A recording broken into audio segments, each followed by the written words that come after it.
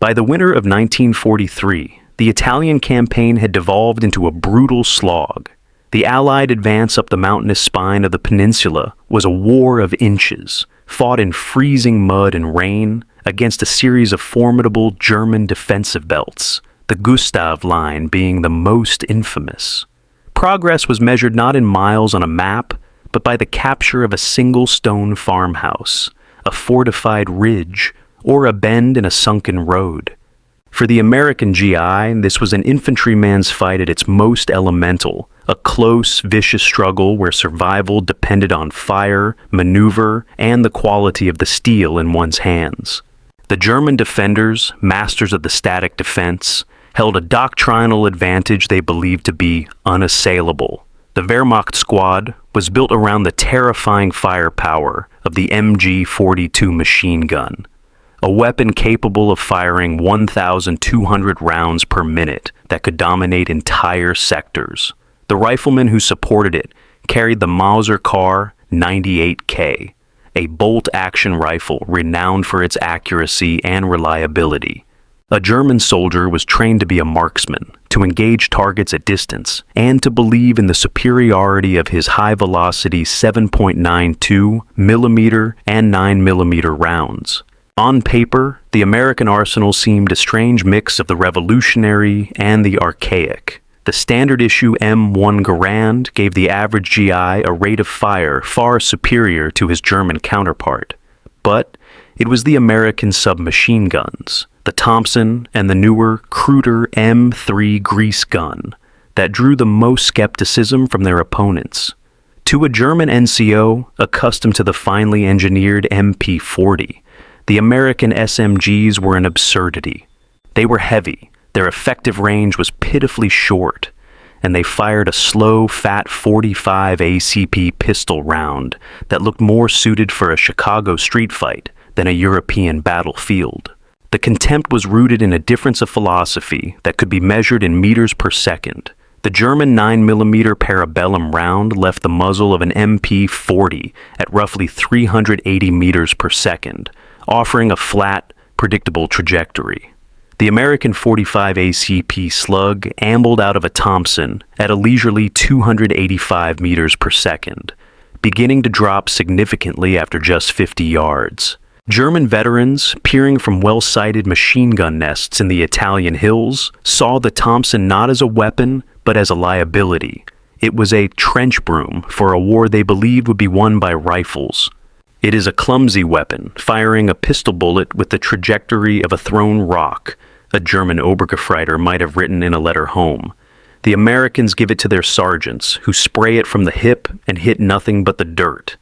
This assessment missed a crucial, brutal truth about the fighting in Italy. The long fields of fire imagined in training manuals rarely materialized. Instead, combat was a series of sudden, claustrophobic encounters, clearing a bunker, storming a fortified farmhouse, or fighting room to room in a shattered village. These were 30-yard fights, and in that savage arena, muzzle velocity was less important than stopping power. The German 9mm round might zip cleanly through a target. The heavy 45 caliber, 230 grain slug from a Thompson hit with the force of a sledgehammer, knocking a man down and ensuring he did not get back up. The Garand provided the covering fire to get close. The Thompson was the tool for finishing the job once you arrived. For an American platoon sergeant, a composite of thousands who fought in the mud south of Rome, the physics were simple. His job was to lead his men across a small, lethal patch of ground and take the position on the other side. The Germans had a superb rifle for shooting at 400 yards. The Americans had a superb rifle for suppressing the enemy while they closed that distance. Once inside 100 yards, the terms of the engagement changed entirely. The Car 98K's slow rate of fire became a fatal disadvantage, and the carefully calculated fire lanes of the MG-42 could be outflanked. In the final, desperate rush into a trench or through a doorway, the fight belonged to the weapon that could put the most disabling rounds into a target in the shortest amount of time. The Germans prized the long shot from a stable position. The Americans were learning to win by moving, shooting, and overwhelming the enemy at the point of contact. This clash of doctrines was about to be settled in 1,000 bloody skirmishes, where the laughing would stop as soon as the first burst of .45 caliber fire echoed in the confines of a trench. The theories of the Ordnance Office meant little to a squad from the 34th Infantry Division, pinned down by a stream of tracer fire near Cassino. The problem was a familiar one. An MG-42 Nest commanded the road, and its flanking infantry, dug into the ruins of a stone barn 50 yards away, made any direct approach impossible. The Garands of the American riflemen could keep the Germans' heads down, but they couldn't dig them out. It was a stalemate measured in heartbeats, with each beat punctuated by the ripping sound of the German machine gun. This was the moment where the misjudged American submachine guns began to dictate the terms of battle. Miller, a sergeant who had learned his trade in North Africa, did not plan a rifle duel. His plan was simple, an act of violence. While the barman and Garands provided a steady rhythm of suppressive fire, he took 2 men and began a crawling, desperate flanking maneuver along a muddy irrigation ditch. He carried a Thompson M1A1. The private with him carried its successor, the M3 submachine gun. If the Germans held contempt for the Thompson, they would have found the M3 laughable. Where the Thompson had the finished wood and machined steel of a craftsman's product, the M3 was an ugly tube of stamped metal, welded together and fitted with a collapsible wire stock. GIs nicknamed it the grease gun for its resemblance to the mechanic's tool. It was cheap, crude, and spat .45 caliber rounds at a much slower, more controllable rate of about 450 rounds per minute. Yet in the mud and grit of a close-in fight, it performed its one essential task just as brutally as its more expensive cousin. After 10 minutes of crawling through freezing mud, the 3 Americans were within throwing distance of the German position. Miller gave a hand signal. They rose from the ditch in a single explosive movement. This was the 50-yard war, and it was not a contest of marksmanship. For the German riflemen, turning to face the new threat, the world shrank to an impossible problem of time and motion. To fire their Kar 98Ks, they had to acquire a target, aim, fire, and then manually work the bolt, a sequence taking 2 to 3 precious seconds. The Thompson answered with a deafening roar. Unlike the high-pitched buzz of German machine pistols, the Thompson had a lower, hammering cadence, chug, chug, chug, that spoke of heavy machinery at work. Miller didn't aim in the traditional sense. He pointed, leaning into the recoil as the weapon bucked against his shoulder, and walked a stream of heavy, 230-grain slugs across the sandbag lip of the German position. Chips of stone and frozen earth flew. The sheer volume of fire was a physical force, pinning the defenders and making a deliberate, aimed shot impossible. The German rifle was a scalpel. The Thompson was a chainsaw. Beside him, the private's grease gun added its own slower, steadier thumping to the chaos. A German soldier who brought his rifle up was thrown backward, not by one well-aimed shot, but by a 3-round burst that struck his torso with the combined energy of a mule's kick. There was no time to reload, no time to find cover. The fight was over in less time than it took for the spent .45 caliber casings to stop spinning on the ground. We heard a noise like a canvas tearing, and then they were on us, a captured German Feldwebel later recalled. My men were good shots, but you cannot win a gunfight when you are still trying to chamber your second round. With its flank security violently erased, the MG-42 position was now fatally exposed. A well-placed grenade or a final rush from the rest of the American squad would silence it. The small, ugly submachine guns had not won the battle on their own. Instead, they had acted as a key, turning the lock that the riflemen could not. They proved that in the close, tangled terrain of the Italian front, the ability to deliver overwhelming, psychologically shattering firepower in a few crucial seconds was more valuable than the ability to hit a target at 300 yards. The Germans had prepared for a rifleman's war, but the Americans were winning it with a brawler's logic. Sergeant Miller, a soldier who was initially skeptical of the Thompson, later recounted the lesson of that day. In training, they taught us that accuracy was everything. The Thompson, with its short range, seemed to fly in the face of all the doctrine. At first, I didn't see a role for it outside of clearing a bunker. But in Italy, the enemy doesn't stand out in the open for you to take aimed shots. They're hidden in stone farmhouses, and the firepower of an MG-42 can pin down an entire platoon. You learn quick that accuracy means nothing if you can't get your head up to shoot. When we flanked them, the Thompson did what the rifle couldn't. It created a wall of suppressive fire. The sheer weight of the .45 caliber round, combined with the rate of fire, completely overwhelmed the enemy position. They simply didn't have time to return effective, aimed fire. We learned a vital lesson that day. German doctrine relied on a powerful machine gun and skilled riflemen, but that tactic falls apart if you can get close enough. The Thompson was the tool that let us do that. It wasn't a weapon for a rifle duel, it was a weapon to end the duel before it could even begin. If Italy had been the proving ground, the hedgerow country of Normandy was the final exam. After the D-Day landings in June 1944, as American forces pushed inland towards objectives like Saint-Lô, they entered the bocage. This was not merely countryside with fences, it was a medieval landscape.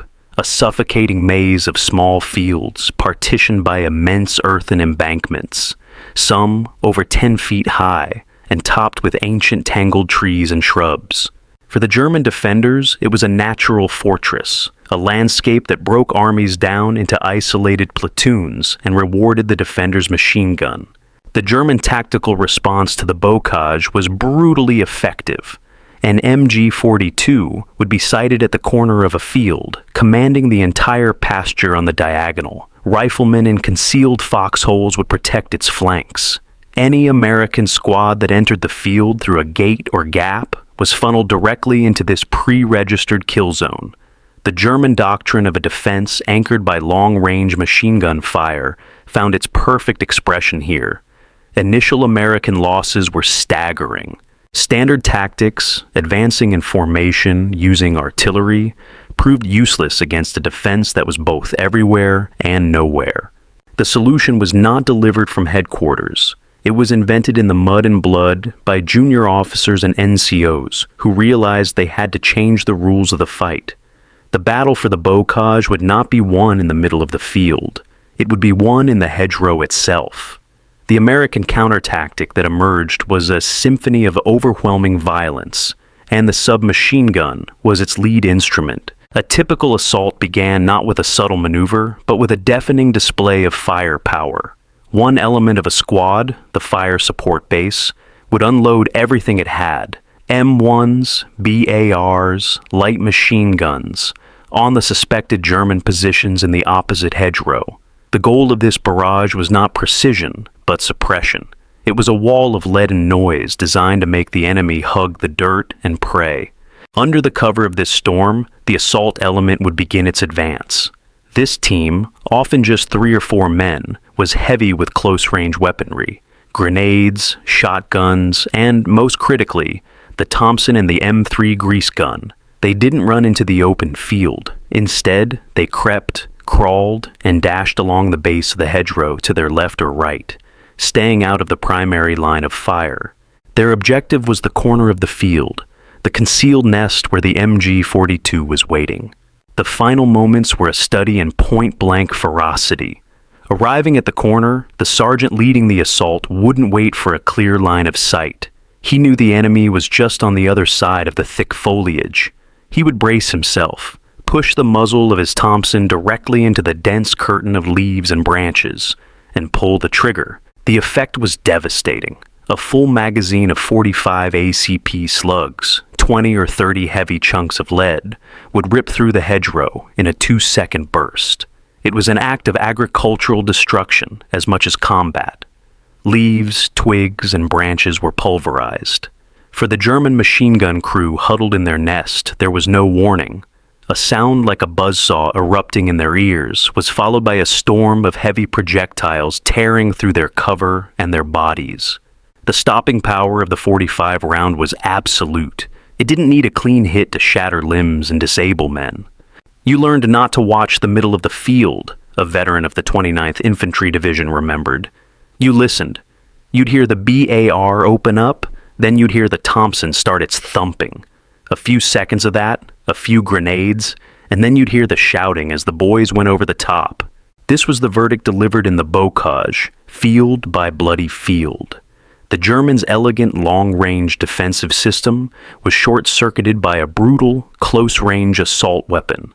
The Thompson and the grease gun allowed American infantry to get within arm's reach of their enemy and win the fight before the Germans even had a chance to react. The once derided gangster gun had become the key that unlocked the Norman fortress. The breakout from Normandy in late summer 1944 saw the war change character once again.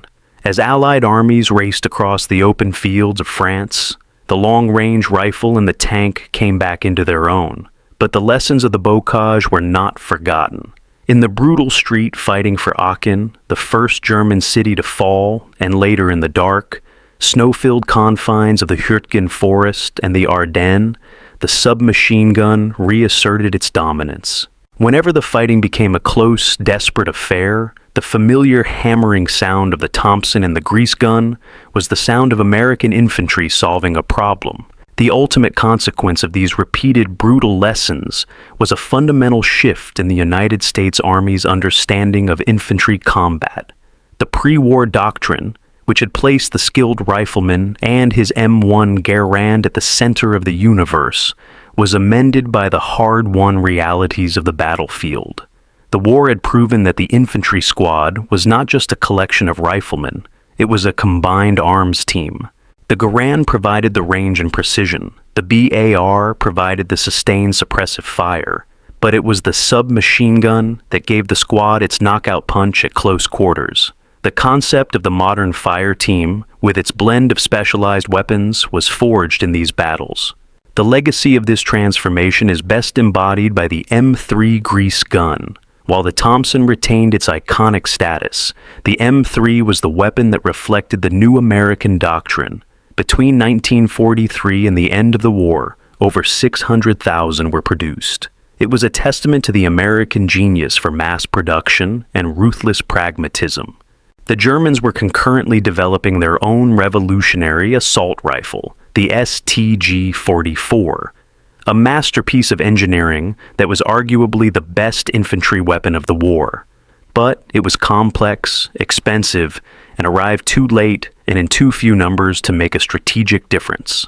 The Americans, by contrast, built a simple, ugly, but profoundly effective tool and put one in the hands of nearly every squad that needed it. The M3's service life proved its worth far beyond any doubt. It remained a staple in the U.S. inventory through the Korean War and saw limited use even in Vietnam. Tank crews in particular favored its compact size and simple design long after it had been replaced in frontline infantry units. The weapon that German engineers had likely disdained as a piece of plumbing became one of the most enduring and successful submachine guns ever made. In the end, the story of the .45 caliber submachine gun is a classic example of bottom-up innovation.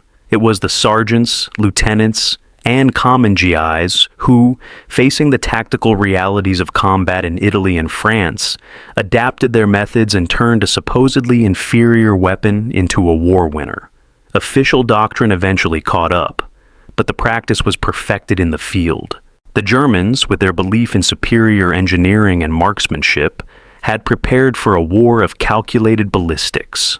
They were defeated in part by an enemy who understood that sometimes the only calculation that matters is putting more heavy chunks of lead on a target in the first 2 seconds of an ambush than the other man can handle.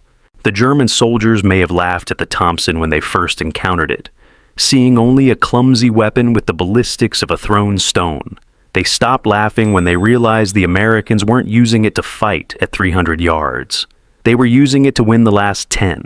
And in a war of trenches, farmhouses, and hedgerows, the last 10 yards were the only ones that mattered.